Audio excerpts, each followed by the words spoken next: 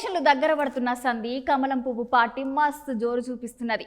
మొన్నటి వరకు విజయ సంకల్ప యాత్రలు, అటెంకాలం మోడీసార్ మీటింగ్లు, లీడర్లు జనాలలో తిరుగుకుంటా జనాలలోనే ఉండేటట్టు చూసుకుంటున్నారు. దాంట్లో భాగంగానే ఇయాల కిషన్ రెడ్డి సారు సికింద్రాబాద్కి పోయిండు. గా ముచ్చట్లేందో ఓ మల్క చూసొద్దాం పాలి. ఎలక్షన్లు దగ్గర పడుతున్న సంది అన్ని పార్టీలు జర నిమ్మలంగా ఉంటే బీజేపీ పార్టీ మాటకం మంచి జోరు మీద ఉంది.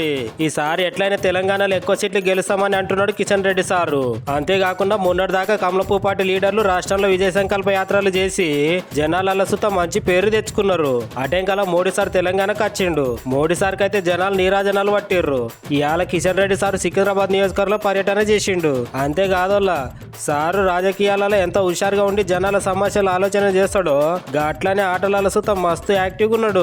సారు ప్రచారం మధ్యలో ఆట విడుపు కోసం అని అక్కడిన కొంతమందితో కిషన్ రెడ్డి సార్ షటిల్ ఆడిండు. అగ చూడుర్రి సార్ ఎట్లా ఆడుతున్నాడు.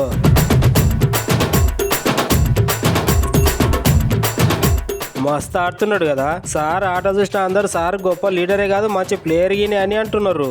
ప్రధానమంత్రి గారు స్వయంగా ఈ యొక్క ప్రచార కార్యక్రమానికి నేతృత్వం వహిస్తూ ఉన్నారు. వారి నాయకత్వంలో మూడోసారి భారతీయ జనతా పార్టీ ప్రభుత్వం రాబోతుంది. భారతీయ జనతా పార్టీ సొంతంగా 370 స్థానాలు, మా భాగస్వామ్య పార్టీలైనటువంటి ఎన్డీఏ కూటమిలో మరి సుమారు 400 పైచీలకు స్థానాలు ఈరోజు భారతీయ జనతా పార్టీ నరేంద్ర మోడీ గారి నేతృత్వంలో సాధించాలనే లక్ష్యంతో ముందుకెళ్తా ఉన్నాం. దేశంలో ఒక సానుకూలమైనటువంటి వాతావరణం ఉంది.